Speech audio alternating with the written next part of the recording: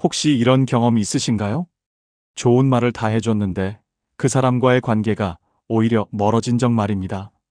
칭찬도 하고 격려도 하고 진심으로 좋은 이야기를 건넸는데 왜인지 상대방 표정이 굳어지던 순간이요. 내가 뭘 잘못한 거지? 하는 마음이 들면서도 딱히 뭐라고 말할 수 없는 그 기분 말입니다. 분명 좋은 말을 했는데 상대는 고맙다는 말도 없이 슬그머니 자리를 피하거나 다음부터는 연락을 잘 안 받거나 아니면 예전만큼 편하게 대하지 않더라는 거죠. 그럴 때면 억울한 마음도 들고 혼란스럽기도 합니다. 내가 뭘 잘못했나 하는 생각이 머릿속을 맴돌고 나만 이런 건가 싶어서 더 답답해지기도 하죠. 생각해보면 이런 일이 한두 번이 아닙니다. 동네에서 만난 지인에게 요새 건강해 보이시네요 했는데 왜인지 그 사람 표정이 어색해지더라는 겁니다. 가족 모임에서 좋은 말을 건넸는데 분위기가 오히려 차갑게 식어버리는 거죠. 친구에게 칭찬을 했는데 그 뒤로 연락이 뜸해지는 겁니다. 그럴 때마다 여러분은 혼란스러웠을 겁니다. 분명 좋은 말을 했는데 왜 이러지? 칭찬을 했는데 왜 기분 나빠하는 거지? 내가 말을 잘못한 건가? 이게 사실은 여러분만의 문제가 아닙니다. 여러분이 예민해서도 아니고 관계를 못 맺어서도 아닙니다. 오히려 놀라운 진실이 숨어 있습니다. 칭찬이 부족해서 관계가 멀어진 게 아니라는 겁니다. 좋은 말이 모자라서가 아니라는 거죠. 어쩌면 정반대일 수도 있습니다. 생각해보면 우리는 평생 이상한 경험을 해왔습니다. 겉으로 들리는 말은 분명 좋은데 속으로 느껴지는 대접은 왠지 불편한 순간들 말입니다. 말의 내용은 멀쩡한데 그 말을 듣고 나면 마음 한구석이 씁쓸해지는 그런 순간들이요. 예를 들어 볼까요? 어머, 요새 많이 젊어 보이시네요 하고 누군가 말을 건네는데 왜인지 기분이 좋지 않았던 적이 있지 않으신가요? 칭찬인 건 맞는데 뭔가 마음 한구석이 불편한 거죠. 덕분에 잘 지내고 있어요 하고 대답은 했지만 집에 돌아와서 생각해보면 기분이 영 개운하지 않은 겁니다. 혹은 누군가 당신에게 정성껏 조언을 해줬는데 오히려 피곤해진 적도 있을 겁니다. 이렇게 하면 돼요.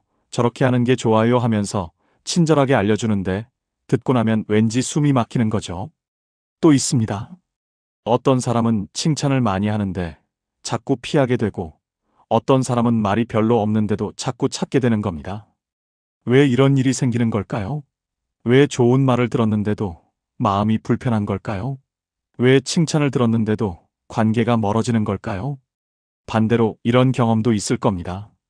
특별히 칭찬을 한 것도 아닌데 그 사람과 이야기를 나누고 나면 기분이 한결 가벼워지는 경우 말입니다. 뭐라고 딱 집어 말할 수는 없지만 이 사람은 나를 편하게 대해주는구나 하는 느낌이 드는 거죠. 어떤 사람 앞에서는 조심스러워지는데 어떤 사람 앞에서는 편안해집니다. 어떤 사람과는 자꾸 거리가 생기는데 어떤 사람과는 자꾸 가까워집니다. 그동안 여러분이 느꼈던 그 불편함에는 다 이유가 있었습니다. 여러분이 예민한 게 아니라 마음이 뭔가를 정확하게 감지하고 있었던 겁니다. 그게 뭘까요? 무엇이 사람 마음을 움직이는 걸까요? 사실 여기에는 우리가 평생 놓쳐온 비밀이 하나 있습니다. 말보다 먼저 작동하는 신호가 있다는 겁니다. 우리가 의식하지 못하는 사이에 마음은 이미 느끼고 있었다는 거죠. 그 신호를 읽을 줄 아는 사람과 모르는 사람의 차이는 생각보다 훨씬 큽니다. 관계가 깊어지느냐, 멀어지느냐가 바로 여기서 갈리기 때문입니다. 여러분의 감각은 틀리지 않았습니다. 불편함은 이유가 있었습니다.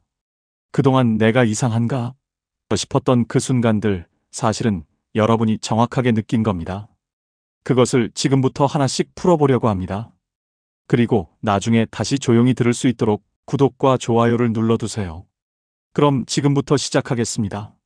첫 번째, 실수했을 때 태도가 변하지 않는 사람입니다. 이건 정말 중요합니다. 아니, 어쩌면 가장 중요할지도 모릅니다. 이런 경험 있으신가요? 누군가 여러분을 아주 친절하게 대하다가 여러분이 실수를 하나 하니까 갑자기 표정이 변하는 경우 말입니다. 단 1초 만에 모든 게 달라집니다. 김영숙 씨는 동네 모임에서 박순자 씨와 이야기를 나누고 있었습니다. 아주 즐거운 분위기였습니다. 웃으면서 이야기를 나누고 서로 공감하면서 고개를 끄덕이고 있었죠. 그런데 김영숙 씨가 착각해서 잘못된 이야기를 했습니다. 이웃집에 사시는 분의 이름을 헷갈렸던 겁니다. 최 씨네 아들이 말이야. 했는데 사실은 그게 이 씨네 아들 이야기였습니다. 그 순간입니다. 박순자 씨의 표정이 확 변했습니다. 아니, 그게 아니라 이 씨네 아들이에요. 목소리 톤이 차가워졌습니다. 아까까지만 해도 따뜻하게 웃으면서 이야기하던 사람이 갑자기 김영숙 씨를 가르치려 드는 듯한 태도로 변한 겁니다. 그 눈빛을 김영숙 씨는 잊을 수가 없었다고 합니다. 아까 그 따뜻한 눈빛은 온데간데 없고 차갑게 자기를 바라보는 거예요. 마치 이 사람이 이런 실수를 하네 하는 눈빛이었죠. 그 순간 김영숙 씨는 느꼈답니다. 아, 이 사람은 내가 완벽할 때만 친절한 사람이구나. 정민호 씨의 경우도 있습니다. 정민호 씨는 며느리 집에서 식사를 하고 있었습니다. 온 가족이 모여서 즐겁게 밥을 먹고 있었죠. 그런데 정민호 씨의 손이 떨렸습니다. 반찬을 집으려다가 그만 젓가락을 놓친 겁니다. 반찬 몇 개가 식탁 위로 떨어졌습니다. 순간 테이블에 정적이 흘렀습니다. 모두가 정민호 씨를 쳐다봤습니다. 그리고 며느리가 한숨을 쉬었습니다. 에휴, 아버님. 조심하셔야죠.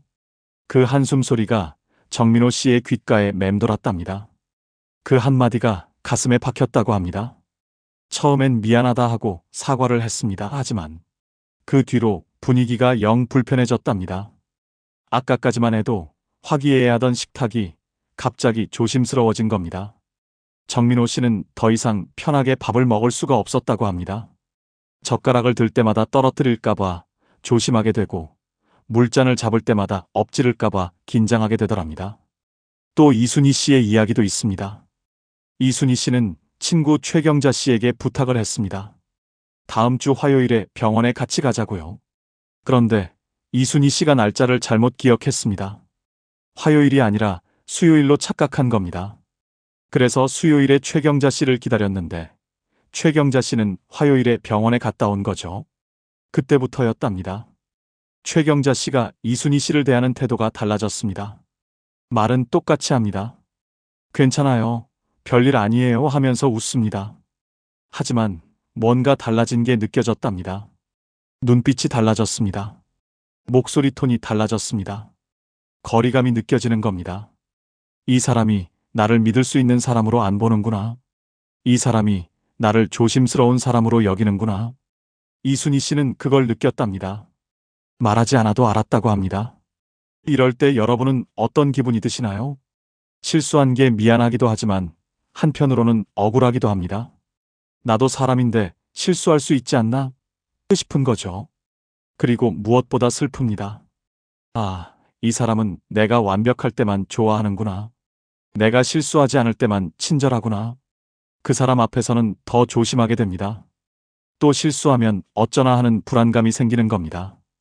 편하게 있을 수가 없는 거죠. 미시간 대학교 심리학과에서 진행한 연구가 있습니다. 실수 후 상대방의 태도, 변화가 관계에 미치는 영향을 조사한 건데 결과가 명확했습니다. 실수 후에도 태도가 변하지 않은 사람들과의 관계는 84%가 유지되거나 더 깊어졌습니다. 반면 실수 후 태도가 변한 사람들과의 관계는 67%가 소원해졌거나 단절됐습니다.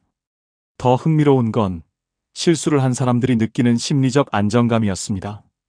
태도가 변하지 않은 상대와는 계속 편하게 지낼 수 있었지만 태도가 변한 상대 앞에서는 계속 긴장하고 위축됐다는 겁니다. 왜 이런 차이가 생기는 걸까요? 그 사람이 그런 행동을 하는 건 완벽을 기대하는 겁니다. 여러분이 실수하지 않을 거라고 생각했던 겁니다. 여러분이 항상 제대로 할 거라고 믿었던 거죠. 그런데 실수를 보는 순간 그 기대가 무너집니다. 그리고 실망합니다. 이럴 줄 몰랐는데, 이런 사람인 줄 몰랐는데, 그 실망이 태도로 드러나는 겁니다. 말로는 괜찮아요 라고 하지만 눈빛은 실망이에요 라고 말하는 거죠. 이건 성격 문제가 아니라 패턴입니다. 말은 괜찮아요 라고 하면서도 행동은 이럴 줄 몰랐는 대로 움직이는 사람들의 특징입니다. 하지만 생각해 보세요. 사람은 누구나 실수를 합니다. 나이가 들면 깜빡하는 것도 많아집니다. 어제 들은 말을 오늘 잊어버리기도 하고 방금 놓은 물건이 어디 있는지 생각이 안 날 때도 있습니다. 손이 떨려서 물건을 떨어뜨리기도 합니다. 눈이 침침해서 글씨를 잘못 읽기도 합니다. 날짜를 헷갈리기도 하고 이름을 착각하기도 합니다. 그게 자연스러운 겁니다. 그게 사람입니다. 그런데 실수 한 번 했다고 태도가 변한다는 건 무슨 뜻일까요? 그 사람이 여러분을 완벽한 사람으로만 대하려 한다는 뜻입니다. 독일 철학자 니체는 이렇게 말했습니다. 사람을 진정으로 알고 싶다면 그의 실수를 보라. 거기서 그의 인간성이 드러난다. 이 말은 실수한 사람에 대한 말이 아닙니다. 실수를 마주한 사람의 태도에 대한 말입니다. 실수를 했을 때 그 사람이 어떻게 반응하는지 보면 압니다. 그 사람이 여러분을 어떻게 생각하는지를요. 이와 반대로 강태수 씨는 친구 윤석구 씨와 함께 등산을 가기로 했습니다. 그런데 강태수 씨가 약속 시간을 1시간이나 착각했습니다. 오전 9시인 줄 알고 10시에 도착한 거죠. 윤석구 씨는 1시간을 기다렸을 겁니다. 화가 날 만도 했습니다. 하지만 윤석구 씨는 강태수 씨를 보자마자 이렇게 말했답니다. 아, 오셨네요. 괜찮아요. 나도 여기서 쉬면서 기다렸어요. 그 목소리가 진심이었답니다. 눈빛도 여전히 따뜻했고 미소도 여전히 밝았다고 합니다. 강태수 씨는 그때 느꼈답니다. 이 사람은 진짜 괜찮다고 생각하는구나. 내가 실수해도 나를 다르게 보지 않는구나. 그 뒤로 강태수 씨는 윤석구 씨 앞에서 더 편해졌답니다. 실수해도 괜찮다는 걸 아니까요. 완벽하지 않아도 된다는 걸 아니까요. 실수도 하고 잊어버리기도 하고 헷갈리기도 하는 그냥 평범한 사람일 수 있었던 거죠. 그래서 우리는 알 수 있습니다. 누가 나를 있는 그대로 받아들이는지. 실수해도 태도가 변하지 않는 사람은 여러분을 완벽한 사람이 아니라 그냥 사람으로 존중하는 겁니다. 실수했을 때 태도가 변하는 사람은 여러분을 평가의 대상으로 보는 거죠. 그리고 이건 여러분이 느낀 불편함이 정확했다는 뜻이기도 합니다. 실수 후 달라진 태도 때문에 마음이 불편했던 건 여러분이 오해한 게 아닙니다. 마음이 정확하게 감지한 겁니다. 그 사람이 여러분을 조건 없이 대하지 않는다는 걸 말입니다. 이제는 그런 사람들 앞에서 완벽해지려고 애쓰지 않으셔도 괜찮습니다. 실수를 용납하지 않는 사람에게 약한 모습을 보일 필요는 없습니다. 그리고 반대로 실수해도 여전히 따뜻한 사람이 있다면 그 사람은 소중히 여기셔도 좋습니다. 그런 사람이 바로 여러분을 존중하는 사람이니까요. 두 번째로 살펴볼 건 말을 끊지 않고 끝까지 들어주는 태도입니다. 조영자 씨는 동네 경로당에서 차 한잔하면서 이야기를 나누고 있습니다. 조영자 씨가 요새 있었던 일을 이야기하려고 합니다. 손주가 다녀간 이야기를 하려고 하는데 아직 말을 시작도 안 했는데 옆에 앉은 한미자 씨가 끼어듭니다. 아, 손주 이야기? 나도 있어. 우리 손주가 말이야. 조영자 씨의 손주 이야기는 시작도 못했습니다. 아직 한마디도 안 했는데 한미자 씨의 손주 이야기가 시작된 겁니다. 조영자 씨는 그냥 입을 다물었답니다. 뭐 그럴 수도 있지 하고 넘어갔다고 합니다. 또 이런 경우도 있습니다. 박철수 씨가 친구 김동환 씨와 이야기를 하고 있었습니다. 박철수 씨가 요새 무릎이 아파서 걷기가 힘들다고 말하고 있었는데 말을 채 끝내기도 전에 김동환 씨가 끼어들었답니다. 아, 그거 나도 알아. 그건 말이야. 병원에 가봐야 돼. 내가 아는 병원이 있는데. 박철수 씨는 아직 아픈 이야기를 다 하지도 못했습니다. 어떻게 아픈지, 얼마나 힘든지 말하려고 했는데 김동환 씨가 벌써 해결책을 말하기 시작한 겁니다. 그럴 때 기분이 어떨까요? 말은 하다 말았습니다. 속으로는 뭔가 답답한 마음이 남습니다. 내 말도 좀 들어주지 싶지만 그렇다고 왜 내 말 자르세요? 하고 따지기도 애매합니다. 그냥 입을 다물게 됩니다. 뭐 그럴 수도 있지 하고 넘어갑니다. 하지만 마음속에는 뭔가 남습니다. 내 이야기는 중요하지 않은가 보다. 또 이경숙 씨는 병원 대기실에서 옆에 앉은 분과 이야기를 나누고 있었습니다. 이경숙 씨가 요새 허리가 아프다고 말을 꺼냈습니다. 허리가 아파서 밤에 잠을 잘 못 잔다고, 뒤척일 때마다 통증이 온다고 말하려던 참이었죠. 그런데 옆 사람이 바로 끼어들었답니다. 아이고, 그건 아무것도 아니에요. 나는 말이야. 그리고 자기 아픈 이야기를 늘어놓기 시작했습니다. 허리뿐 아니라 다리도 저리고 어깨도 아프고 어제는 병원에 다녀왔다고 말합니다. 이경숙 씨의 아픈 이야기는 사라졌습니다. 이경숙 씨의 허리는 갑자기 아무것도 아닌 게 되어버렸습니다. 내 아픔은 별거 아닌가 보다. 내 이야기는 들을 가치가 없나 보다. 가족 모임에서도 비슷한 일이 있습니다. 정순옥 씨가 아들 집에 놀러 갔습니다. 정순옥 씨가 요새 외롭다는 이야기를 꺼냈습니다. 혼자 있는 시간이 많아서 쓸쓸하다고, 그래서 가끔은 누군가 찾아와 주면 좋겠다고 말하려던 참이었습니다. 그런데 아들이 말을 끊었답니다. 아, 그럼 운동을 하세요. 취미 생활을 찾아보세요. 동네 친구들을 만나세요. 조언이 쏟아졌습니다. 해결책이 쏟아졌습니다. 하지만 정순옥 씨가 원한 건 그게 아니었습니다. 조언이 필요한 게 아니라 들어주는 사람이 필요했던 겁니다. 외로우시구나 하고 그냥 들어주는 것, 그것만 필요했던 거죠. 하지만 아들은 정순옥 씨의 마음을 듣기도 전에 해결책부터 찾으려고 했습니다. 정순옥 씨의 외로움은 들리지 않았습니다. 문제로만 들렸을 뿐입니다. 이런 순간들이 쌓이면 어떻게 될까요? 점점 말을 아끼게 됩니다. 어차피 내 말 안 들을 거면서 하는 마음이 생기는 거죠. 그리고 그 사람 앞에서는 웬만하면 입을 열지 않게 됩니다. 겉으로는 아무렇지 않은 척합니다. 네, 괜찮아요. 걱정 마세요. 별일 아니에요 하면서 웃습니다. 하지만 속으로는 외로움이 쌓여갑니다. 나는 혼자구나 하는 생각이 점점 커지는 겁니다. 사람들 틈에 있어도 외롭습니다. 말을 해도 들어주는 사람이 없으니까요. 심리학에서는 이런 현상을 정확하게 포착했습니다. UCLA 심리학과에서 진행한 연구가 있습니다. 대화 중에 상대방의 말을 끊는 횟수와 관계 만족도를 조사한 건데 결과가 놀라웠습니다. 대화 10분당 2회 이상 말을 끊는 사람과의 관계는 6개월 이내에 약 73%가 소원해졌다고 합니다. 반대로 말을 끝까지 들어주는 사람과의 관계는 85% 이상이 유지되거나 더 친밀해졌다는 겁니다. 10분의 2회면 별로 많지 않다고 생각할 수도 있습니다. 하지만 계산해 보세요. 1시간 대화하면 12번 말을 자르는 겁니다. 당신 말은 중요하지 않아라는 신호를 받는 겁니다. 그러면 어떻게 되겠습니까? 당연히 그 사람을 멀리하게 되는 거죠. 왜 이런 차이가 생기는 걸까요? 말을 끊는다는 건 단순히 예의 없는 게 아니기 때문입니다. 그 이상입니다. 말을 끊는다는 건 상대방에게 이렇게 말하는 겁니다. 당신 말은 중요하지 않아. 내 말이 더 급해. 내 말이 더 중요해. 내 말이 더 들을 가치가 있어. 무언의 선언입니다. 말로는 하지 않지만 행동으로 선언하는 겁니다. 그 사람이 그런 행동을 하는 건 대부분 이 때문입니다.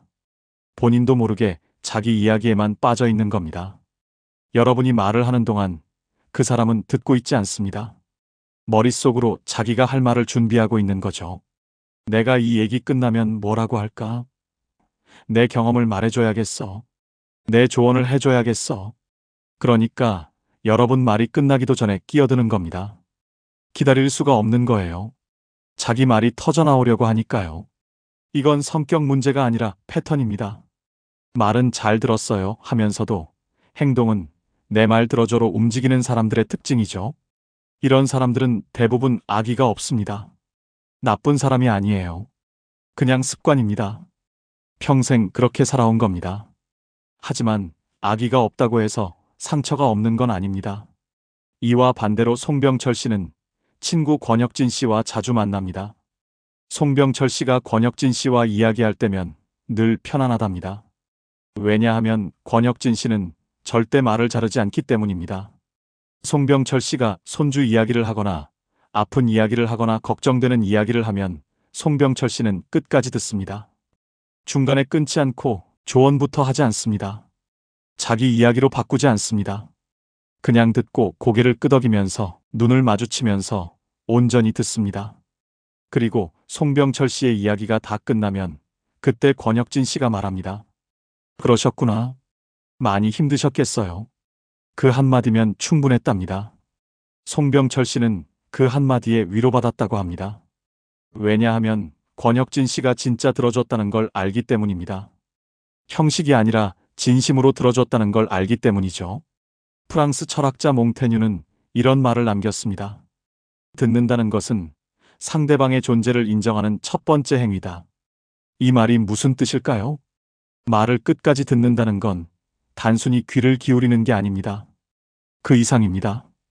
여러분의 시간을 내어주고 관심을 내어주는 거죠. 여러분의 마음을 내어주는 겁니다. 그 사람에게 온전히 집중하는 겁니다. 그 사람의 이야기를 듣고 감정을 느끼고 그 사람 자체를 인정하는 거죠. 이제는 그런 사람들과 거리를 두셔도 괜찮습니다. 말을 끝까지 들어주지 않는 사람에게 여러분의 마음을 다 내보일 필요는 없습니다. 그리고 반대로 여러분의 말을 끝까지 들어주는 사람이 있다면 그 사람은 소중히 여기셔도 좋습니다. 그런 사람이 바로 여러분을 존중하는 사람이니까요. 그럼 세 번째로 말을 끝까지 듣는 것만큼이나 중요한 신호가 또 있는데요. 바로 내 입장이 되어 한 번 더 생각해주는 반응입니다. 김순애 씨가 동네 친구 이미숙 씨에게 요새 몸이 안 좋다고 이야기를 꺼냅니다. 그런데 이미숙 씨가 이렇게 말합니다. 그래도 나보다는 나은 거 아니에요? 그리고 자기 이야기를 시작합니다. 자기는 무릎이 아프고 자기는 허리도 안 좋고 자기는 병원에 몇 번이나 갔는지 말합니다. 김순애 씨의 아픔은 사라졌습니다. 비교 대상이 되어버렸습니다. 김순애 씨는 그냥 입을 다물었답니다. 내 아픔을 이야기하려던 건데 하는 생각만 남았다고 합니다. 또 박정자 씨는 딸에게 요새 외롭다고 말을 했습니다. 그런데 딸이 이렇게 대답했답니다. 바빠서 못 가요, 엄마. 나도 힘들어요. 박정자 씨의 외로움보다 딸의 바쁨이 더 중요하다는 듯이 말합니다. 박정자 씨는 더 이상 말을 못했답니다. 딸도 힘들겠지 하고 넘어갔지만 마음속에는 쓸쓸함이 남았다고 합니다. 또 최영호 씨는 동네 지인에게 요새 잠을 못 잔다고 말했습니다. 그런데 그 지인이 이렇게 말했답니다. 나이 들면 다 그래요. 참아야죠. 최영호 씨의 괴로움을 이해하려는 게 아니라 당연한 일로 치부해버린 겁니다. 최영호 씨는 그 말을 듣고 더 이상 자기 이야기를 하지 않았답니다. 말해봤자 소용없겠구나 하는 생각이 들었다고 합니다. 이럴 때 기분이 어떤가요? 말은 했는데 들어주는 사람은 없는 것 같습니다. 내 이야기를 왜 한 건가 싶어지고 다음부터는 입을 열기가 꺼려집니다. 어차피 내 입장을 이해 못할 텐데 하는 마음이 생기는 거죠. 하지만 이와 반대로 강명순 씨가 친구 유경희 씨에게 같은 이야기를 했습니다. 요새 무릎이 아파서 걷기가 힘들다고요. 그런데 유경희 씨가 이렇게 말했답니다. 아이고, 그러셨어요? 얼마나 힘드셨겠어요. 해결책을 주는 것도 아니었습니다. 자기 이야기를 하는 것도 아니었고요. 그냥 강명순 씨의 입장에서 한마디 건넨 겁니다. 그러자 이상하게 마음이 한결 가벼워졌답니다. 이 사람은 내 마음을 알아주는구나. 강명순 씨는 그 뒤로 유경희 씨와 더 가까워졌답니다. 왜냐하면 유경희 씨 앞에서는 마음을 털어놔도 괜찮다는 걸 알았기 때문입니다. 컬럼비아 대학교에서 공감 반응에 대한 연구를 진행했습니다. 같은 문제를 호소하는 사람에게 두 가지 방식으로 반응했습니다. 첫 번째 그룹에게는 저도 그랬어요 하면서 자기 경험을 이야기했고, 두 번째 그룹에게는 그러셨군요. 힘드셨겠어요 하면서 상대의 입장을 먼저 헤아렸습니다. 결과는 놀라웠습니다. 상대의 입장을 먼저 헤아린 그룹의 만족도는 91%였고 자기 경험을 먼저 말한 그룹의 만족도는 43%에 그쳤습니다. 더 중요한 건 상대의 입장을 헤아린 사람들과는 대화를 더 이어가고 싶어 했지만 자기 이야기를 먼저 한 사람들과는 대화를 일찍 끝내고 싶어 했다는 겁니다. 왜 이런 차이가 생기는 걸까요? 그 사람이 그런 행동을 하는 건 공감한다는 게 자기 경험을 나누는 거라고 착각하는 겁니다. 나도 그랬어라고 말하면 상대방이 위로받을 거라고 생각하는 거죠. 하지만 그게 아닙니다. 내가 힘들 때 필요한 건 똑같이 힘든 사람이 아닙니다. 내 입장이 되어서 내 마음을 이해해주는 사람입니다. 저도 그래요가 아니라 힘드셨겠어요가 필요한 겁니다. 이건 성격 문제가 아니라 패턴입니다. 말은 이해해요라고 하면서도 행동은 나 얘기 좀 들어봐로 움직이는 사람들의 특징입니다. 하지만 사람의 마음은 그렇지 않습니다. 프랑스 작가 생텍쥐페리는 이렇게 말했습니다. 사랑한다는 것은 서로 바라보는 게 아니라 같은 방향을 보는 것이다. 공감도 마찬가지입니다. 진짜 공감은 내 이야기를 하는 게 아니라 상대의 시선으로 세상을 보는 겁니다. 내 입장이 되어 생각해주는 사람은 여러분의 마음을 진짜 듣는 겁니다. 자기 경험만 늘어놓는 사람은 여러분의 이야기를 자기 이야기로 바꾸는 거죠. 그리고 이건 여러분이 느낀 허탈함이 정확했다는 뜻이기도 합니다. 공감받지 못했을 때 허탈했던 건 여러분이 과한 기대를 한 게 아닙니다. 이제는 그런 사람들에게 깊은 이야기를 하지 않으셔도 괜찮습니다. 공감하지 않는 사람에게 여러분의 속마음을 털어놓을 필요는 없습니다. 그리고 반대로 여러분의 입장이 되어 생각해주는 사람이 있다면 그 사람은 소중히 여기셔도 좋습니다. 그런 사람이 바로 여러분을 존중하는 사람이니까요. 네 번째는 바로 선택권을 남겨두는 태도입니다. 이런 경험 있으신가요? 누군가 여러분을 위한다면서 이것저것 다 정해주는 경우 말입니다. 홍순덕 씨는 며느리가 건강식품을 사다 줬습니다. 어머님, 이거 드세요. 이게 몸에 좋대요. 처음엔 고맙다는 생각이 들었답니다.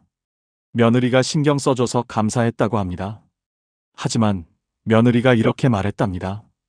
꼭 이렇게 드셔야 해요. 안 그러면 소용없어요. 하루에 3번, 식후 30분에 꼭 드세요. 빠뜨리면 안 돼요. 먹는 방법까지 다 정해줬습니다. 선택권이 없었습니다. 홍순덕 씨는 처음엔 시키는 대로 먹었답니다. 하지만 점점 부담스러워졌다고 합니다. 내가 원해서 먹는 건가, 며느리가 시켜서 먹는 건가 하는 생각이 들더랍니다. 또 오경자 씨의 경우는 동네 친구 최정숙 씨와 이야기를 나누고 있었습니다. 최정숙 씨가 이렇게 말했답니다. 요새 이런 운동하면 좋다던데 우리 같이 해요. 처음엔 좋은 제안이라고 생각했답니다. 함께 운동하는 것도 나쁘지 않겠다 싶었다고 합니다. 하지만 최정숙 씨가 계속 말했답니다. 꼭 해야 돼요. 안 하면 나중에 후회해요. 내일부터 시작해요. 약속이에요. 계속 재촉했습니다. 하고 싶었던 마음도 싹 사라졌답니다. 오경자 씨는 그 뒤로 최정숙 씨를 피하게 됐답니다. 왜냐하면 최정숙 씨를 만나면 뭔가를 강요당하는 느낌이 들었기 때문입니다. 또 안병수 씨의 경우도 가족 모임에서 여행 이야기를 하고 있었습니다. 다들 어디로 갈지 의견을 나누고 있었는데 큰아들이 이렇게 말했답니다. 여기로 가는 게 제일 좋아요. 다른 데는 별로예요. 일방적으로 밀어붙였습니다. 안병수 씨의 의견을 묻는 것도 아니고 그냥 정해진 답을 통보한 겁니다. 그러자 여행 가는 게 즐거운 일이 아니라 억지로 끌려가는 일처럼 느껴졌답니다. 안병수 씨는 그 뒤로 가족 여행 이야기가 나오면 슬그머니 빠지게 됐답니다. 왜냐하면 자기 의견은 중요하지 않다는 느낌이 들었기 때문입니다. 이럴 때 여러분은 어떤 기분이 드나요? 나는 어른인데 왜 나한테 이래? 싶기도 하고 내 의견은 중요하지 않은가? 싶기도 합니다. 상대방은 분명 여러분을 위한다고 했는데 여러분은 존중받는 느낌이 들지 않는 겁니다. 하버드 대학교 심리학과에서 진행한 연구가 있습니다. 사람들에게 2가지 방식으로 조언을 제공했습니다. 첫 번째 그룹에게는 이렇게 하세요라고 직접적으로 말했고, 2번째 그룹에게는 이런 방법도 있는데 어떠세요? 라고 선택권을 남겨뒀습니다. 결과는 명확했습니다. 선택권을 받은 그룹의 만족도가 92%였던 반면 직접적인 지시를 받은 그룹의 만족도는 58%에 그쳤습니다. 더 흥미로운 건 실제로 실행에 옮긴 비율도 선택권을 받은 그룹이 78%로 훨씬 높았다는 겁니다. 지시를 받은 그룹은 47%밖에 실행하지 않았습니다. 왜 이런 차이가 생기는 걸까요? 그 사람이 그런 행동을 하는 건 여러분을 위하는 건 맞는데 방법을 잘못 선택한 겁니다. 여러분에게 필요한 게 뭔지를 본인이 더 잘 안다고 생각하는 거죠. 이건 성격 문제가 아니라 패턴입니다. 말은 당신을 위해서라고 하면서도 행동은 내가 정한 대로 해로 움직이는 사람들의 특징이죠. 사실 여기에는 중요한 심리가 숨어 있습니다. 사람은 누구나 자기 인생의 주인으로 대접받고 싶어 합니다. 나이가 들었다고, 몸이 아프다고, 경험이 적다고 해서 선택권까지 빼앗기고 싶어 하지 않습니다. 오히려 그럴수록 나도 내 인생을 결정할 수 있어라는 확인이 더 절실해지는 겁니다. 이와 반대로 장수진 씨의 딸은 이렇게 말했답니다. 엄마, 이런 건강식품이 있는데 한번 드셔보실래요? 괜찮으시면 사드릴게요. 선택권을 주었습니다. 강요하지 않았습니다. 장수진 씨는 그 말이 고마웠답니다. 왜냐하면 딸이 자기를 어른으로 대해준다는 느낌이 들었기 때문입니다. 독일 철학자 쇼펜하우어는 이런 말을 했습니다. 인간의 존엄은 스스로 선택할 수 있다는 데서 시작된다. 아무리 좋은 것이라도 강요당하면 그건 더 이상 선물이 아닙니다. 그냥 의무가 되어버리는 거죠. 선택권을 빼앗긴 사람은 아무리 좋은 대접을 받아도 존중받는다고 느끼지 못합니다. 그래서 우리는 알 수 있습니다. 누가 나를 어른으로 대하는지, 누가 나를 아이처럼 대하는지 말입니다. 선택권을 남겨두는 사람은 여러분을 독립된 인격체로 존중하는 겁니다.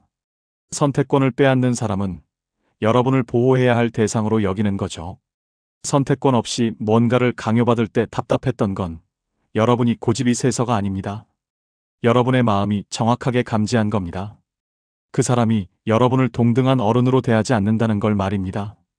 이제는 그런 사람들에게 선을 그으셔도 괜찮습니다. 고맙긴 한데 이건 제가 결정할게요 라고 부드럽게 말씀하셔도 됩니다. 그리고 반대로 여러분에게 선택권을 남겨두는 사람이 있다면 그 사람은 소중히 여기셔도 좋습니다. 그런 사람이 바로 여러분을 존중하는 사람이니까요. 마지막으로 5번째는 바로 사소한 약속을 지키는 행동입니다. 조명희 씨는 동네 친구 윤미자 씨와 약속을 했습니다. 다음 주 목요일에 우리 같이 점심 먹어요. 조명희 씨는 그 약속을 기다렸습니다. 외출복도 미리 준비하고 그날 아침엔 일찍 일어나서 준비했답니다. 그런데 막상 목요일이 되니까 윤미자 씨한테서 연락이 없었습니다. 1시간을 기다려도 안 왔습니다. 나중에 전화해보니까 윤미자 씨는 깜빡했네. 미안해요. 가볍게 넘어갔습니다. 별일 아니라는 듯이요. 조명희 씨는 괜찮아요 하고 넘어갔지만 속으로는 서운했답니다. 하지만 이게 한두 번이 아니었답니다. 다음에도 이번엔 꼭 갈게요 했다가 또 안 나타났습니다. 다음엔 진짜 갈게요 했다가 또 바람 맞췄습니다. 그럴 때마다 조명희 씨는 이런 생각이 들었답니다. 나는 중요하지 않은 사람인가? 나는 약속을 지킬 가치도 없는 사람인가? 그리고 점점 윤미자 씨한테 기대하지 않게 됐답니다. 어차피 또 안 올 거면서 하는 마음이 생긴 거죠. 또 김태형 씨의 경우 아들은 자주 이렇게 말했답니다. 이번 주말에 갈게요, 아버지. 김태형 씨는 그 말을 믿고 기다렸습니다. 집도 청소하고 아들이 좋아하는 반찬도 미리 준비했답니다. 하지만 아들은 약속을 몇 번이나 미뤘답니다. 바빠서 못 가겠어요. 다음 주에요. 급한 일이 생겼어요. 다다음 주에요. 물론 바쁜 건 이해했답니다. 급한 일이 생길 수도 있다는 것도 알았답니다. 하지만 자꾸 이러니까 이런 생각이 들더랍니다. 나는 뒤로 밀려도 되는 사람인가? 나는 나중에 해도 되는 일인가? 김태형 씨는 그 뒤로 아들한테 기대하지 않게 됐답니다. 기대했다가 실망하기 싫었다고 합니다. 또 송기철 씨의 경우 병원에서 만난 지인에게 이런 말을 들었습니다. 다음에 좋은 식당 소개해 줄게요. 송기철 씨는 그 말을 기억했습니다. 다음에 만났을 때 물어봤답니다. 저번에 말씀하신 식당이. 그런데 그 지인이 이렇게 대답했답니다. 그거 까먹었네요. 큰 약속도 아니었습니다. 그냥 식당 하나 소개해 주는 거였습니다. 하지만 송기철 씨는 왜인지 기분이 상했답니다. 내 말은 기억할 가치도 없었나? 이런 일들이 쌓이면 어떻게 될까요? 그 사람을 믿지 않게 됩니다. 어차피 말만 그렇게 하는 사람이야 하는 마음이 생기고 점점 마음의 문을 닫게 되는 거죠. 스탠퍼드 대학교에서 신뢰도에 관한 연구를 진행했습니다. 사소한 약속을 지키는 사람과 지키지 않는 사람에 대한 신뢰도를 6개월간 추적한 건데 결과가 놀라웠습니다. 사소한 약속을 90% 이상 지킨 사람에 대한 신뢰도는 시간이 지날수록 높아져서 6개월 후 평균 89%에 달했습니다. 반면 약속 이행률이 60% 이하인 사람에 대한 신뢰도는 6개월 후 32%까지 떨어졌습니다. 더 중요한 건 큰 약속보다 작은 약속의 이행 여부가 신뢰도에 더 큰 영향을 미쳤다는 겁니다. 사람들은 큰 약속은 깨질 수도 있다고 생각합니다. 하지만 작은 약속을 지키지 않는 건 다르게 받아들입니다. 나를 신경 쓰지 않는다는 신호로 받아들이는 거죠. 사람들은 대부분 그런 행동을 하는 건 본인은 큰 약속만 중요하다고 생각하는 겁니다. 작은 약속은 지켜도 그만, 안 지켜도 그만이라고 여기는 거죠. 이건 성격 문제가 아니라 패턴입니다. 말은 다음에 꼭 할게요라고 하면서도 행동은 중요한 거 아니니까 괜찮겠지로 움직이는 사람들의 특징입니다. 사소한 약속일수록 지키기 쉽습니다. 그런데도 안 지킨다는 건 무슨 뜻일까요? 당신은 그만한 노력을 들일 가치가 없는 사람이라는 메시지가 되는 겁니다. 이와 반대로 정상훈 씨는 친구 한동욱 씨와 자주 만납니다. 한동욱 씨는 약속을 정말 잘 지킨답니다. 점심 먹자고 하면 꼭 옵니다. 전화하겠다고 하면 꼭 합니다. 식당 소개해주겠다고 하면 꼭 소개해줍니다. 작은 약속이라도 절대 잊지 않습니다. 메모해 두었다가 꼭 지킵니다. 정상훈 씨는 한동욱 씨가 고맙답니다. 왜냐하면 한동욱 씨가 자기를 소중히 여긴다는 걸 알기 때문입니다. 고대 그리스 철학자 플라톤은 이렇게 말했습니다.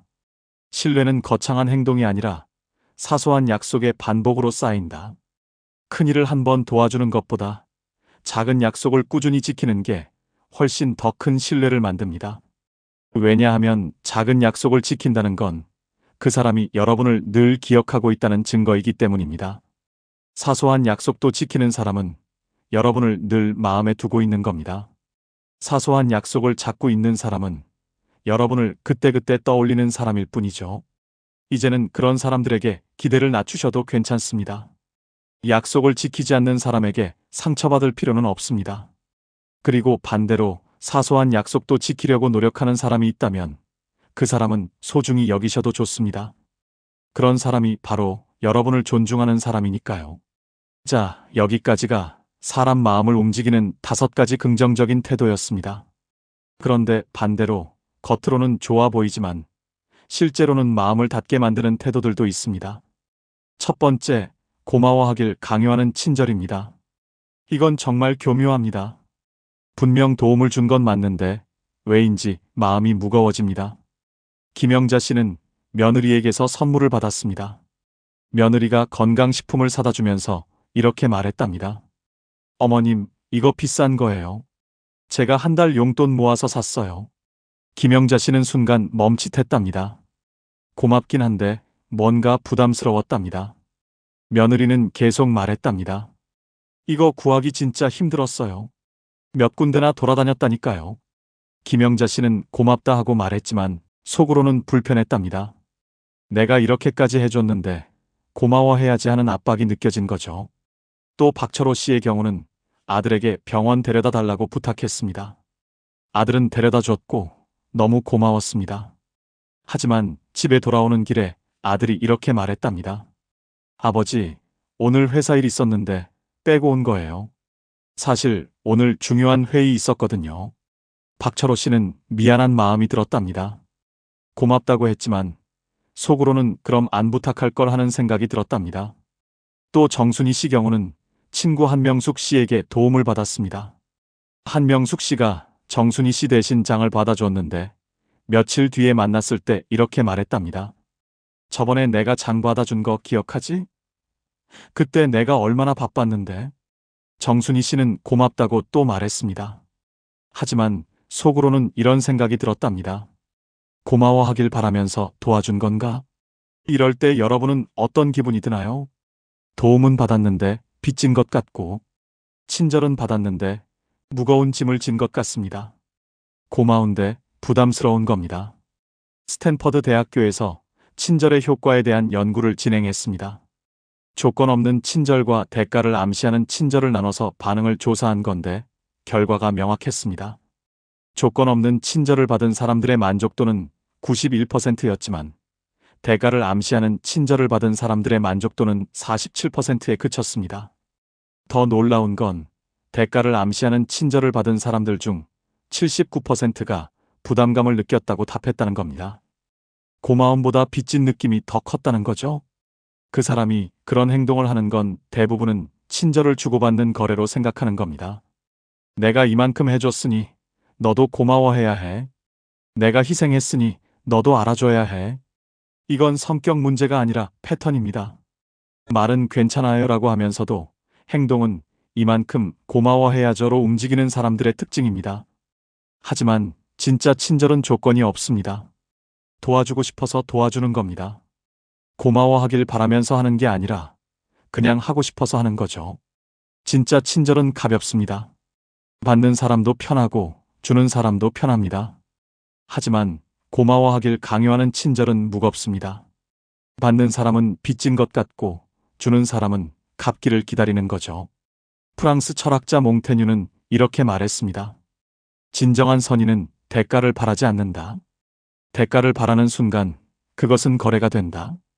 도움을 주고 고마움을 강요하는 건 선의가 아니라 거래입니다. 여러분을 도우려는 게 아니라 여러분을 빚지게 만드는 거죠. 이와 반대로 서경자 씨는 친구 최미자 씨에게 도움을 받았습니다. 최미자 씨가 서경자 씨를 병원에 데려다 줬는데 집에 돌아오면서 이렇게 말했답니다. 오늘 날씨 좋네요. 나들이 나온 것 같아요. 대가를 바라지 않았습니다. 희생했다고 말하지 않았습니다. 오히려 자기도 좋았다고 말했습니다. 서경자 씨는 그 말이 고마웠답니다. 부담 없이 고마워할 수 있었기 때문입니다. 그래서 우리는 알 수 있습니다. 누가 진짜 도와주려는지, 누가 빚지게 만들려는지 말입니다. 조건 없이 도와주는 사람은 여러분을 편하게 해주려는 겁니다. 고마워하길 강요하는 사람은 여러분을 불편하게 만드는 거죠. 그리고 이건 여러분이 느낀 무거움이 정확했다는 뜻이기도 합니다. 도움을 받았는데 부담스러웠던 건 여러분이 배은 망덕해서가 아닙니다. 이제는 그런 친절에 빚진 느낌을 가지지 않으셔도 괜찮습니다. 고마워하길 강요하는 사람에게 여러분이 계속 감사할 필요는 없습니다. 그리고 반대로 조건 없이 도와주는 사람이 있다면 그 사람은 소중히 여기셔도 좋습니다. 그런 사람이 바로 여러분을 존중하는 사람이니까요. 두 번째는 바로 칭찬 뒤에 붙는 평가입니다. 누군가 여러분을 칭찬하는데 그 뒤에 꼭 뭔가를 덧붙이는 경우 말입니다. 김정혜 씨는 동네 모임에 나갔습니다. 박금순 씨가 김정혜 씨를 보더니 이렇게 말했답니다. 어머, 오늘 옷 잘 입으셨네요. 평소보다 훨씬 나아 보여요. 김정혜 씨는 순간 멈칫했답니다. 칭찬 같은데 뭔가 찝찝했답니다. 평소에는 옷을 못 입었다는 뜻인가 싶은 거죠. 또 오선희 씨의 경우 며느리네 집에 다녀왔습니다. 며느리가 오선희 씨에게 이렇게 말했답니다. 어머님, 이번엔 정말 잘하셨어요. 저번보다 훨씬 나은 것 같아요. 잘했다는 말은 고마웠습니다. 하지만 저번엔 못했다는 뜻으로 들렸답니다. 칭찬인지 비교인지 헷갈렸답니다. 이럴 때 여러분은 어떤 기분이 드나요? 칭찬을 들었는데 기분이 좋지 않습니다. 오히려 뭔가 평가받는 느낌이 드는 거죠.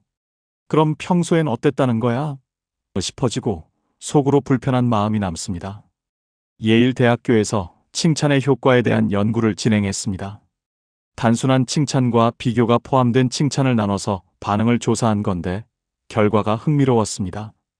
단순한 칭찬을 들은 사람들의 만족도는 88%였지만 비교가 포함된 칭찬을 들은 사람들의 만족도는 54%에 그쳤습니다. 더 놀라운 건 비교가 포함된 칭찬을 들은 사람들 중 76%가 평가받는 느낌이 들었다고 답했다는 겁니다. 칭찬이 아니라 평가로 받아들인 거죠. 왜 이런 차이가 생기는 걸까요? 그 사람이 그런 행동을 하는 건 대부분 칭찬을 하면서도 우위를 유지하고 싶은 겁니다. 여러분을 칭찬하되 자기가 평가하는 위치에 있다는 걸 보여주고 싶은 거죠. 이건 성격 문제가 아니라 패턴입니다. 말은 잘하셨어요 라고 하면서도 행동은 내가 지켜봤어요 로 움직이는 사람들의 특징입니다. 진짜 칭찬은 순수합니다. 비교도 없고 평가도 없고 그냥 지금 이 순간에 여러분을 인정하는 겁니다. 하지만 칭찬 뒤에 비교가 붙는다는 건 그 사람이 여전히 여러분을 관찰하고 있다는 뜻입니다. 여러분을 동등한 사람으로 대하는 게 아니라 평가의 대상으로 보고 있는 거죠. 독일 철학자 칸트는 이렇게 말했습니다. 인간은 수단이 아니라 목적으로 대우받아야 한다. 칭찬도 마찬가지입니다. 진짜 칭찬은 그 사람 자체를 인정하는 겁니다. 하지만 평가가 섞인 칭찬은 그 사람을 자기 기준에 맞춰보려는 수단으로 쓰는 겁니다. 이와 반대로 정미경 씨의 경우는 친구 한영자 씨를 오랜만에 만났습니다. 한영자 씨가 정미경 씨를 보더니 이렇게 말했답니다.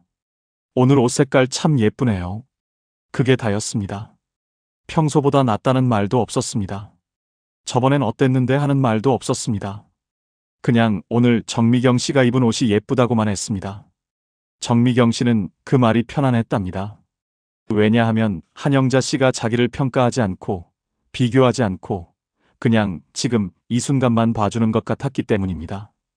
또 이상철 씨의 경우 친구 김영수 씨와 등산을 다녀왔습니다. 김영수 씨가 강태수 씨에게 이렇게 말했답니다.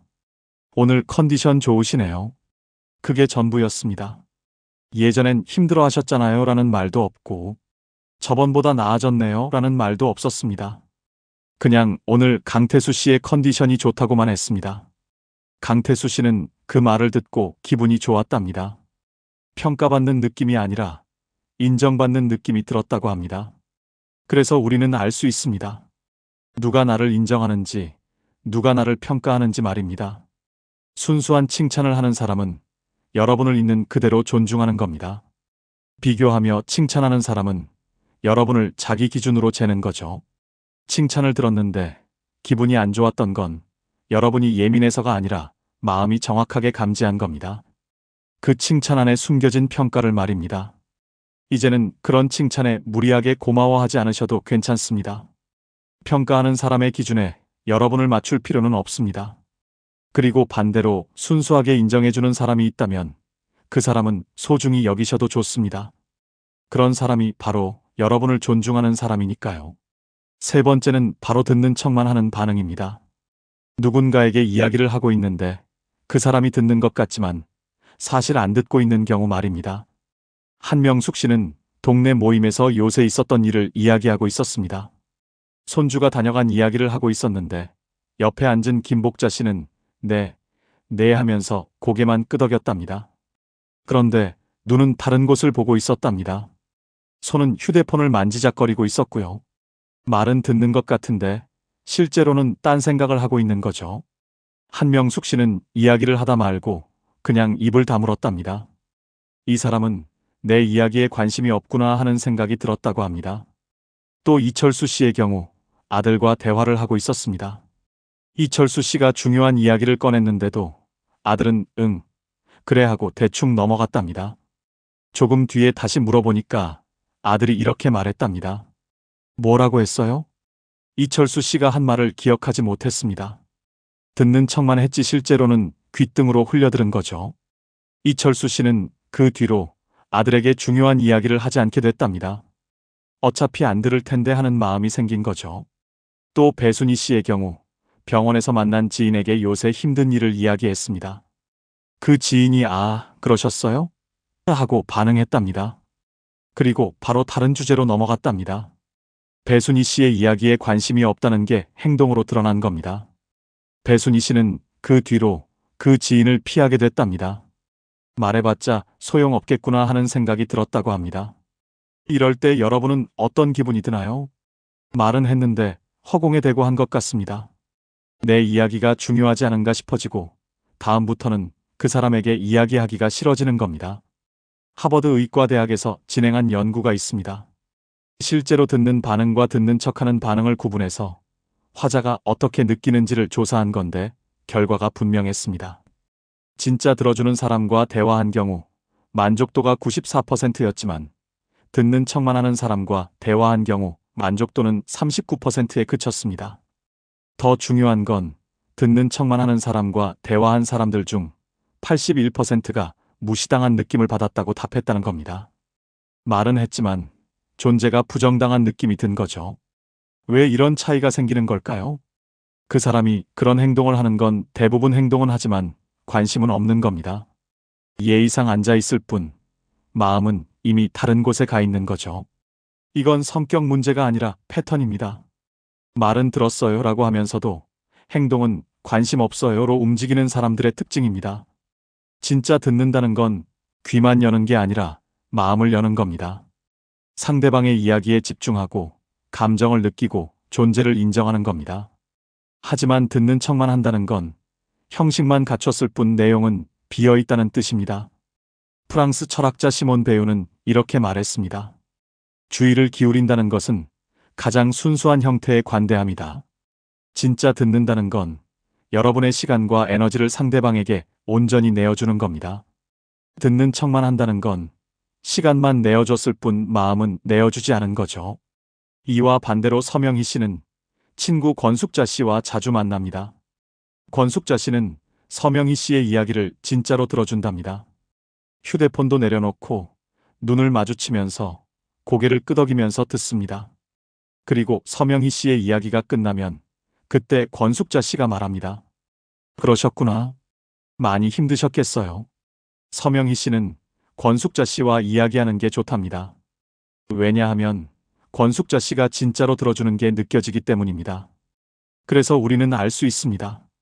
누가 나를 진짜 대하는지, 누가 형식만 갖추는지 말입니다. 진짜 들어주는 사람은 여러분의 존재를 인정하는 겁니다. 듣는 척만 하는 사람은 여러분의 시간을 때우는 거죠. 이제는 그런 사람들에게 여러분의 이야기를 하지 않으셔도 괜찮습니다. 듣지 않는 사람에게 여러분의 마음을 보일 필요는 없습니다.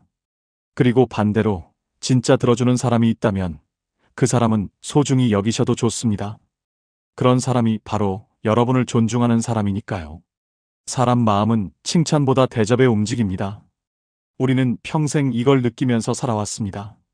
누가 나를 존중하는지, 누가 나를 형식적으로 대하는지 말입니다. 말로는 설명할 수 없지만 마음은 이미 알고 있었습니다. 어떤 사람 앞에서 편한지, 어떤 사람 앞에서 불편한지를요.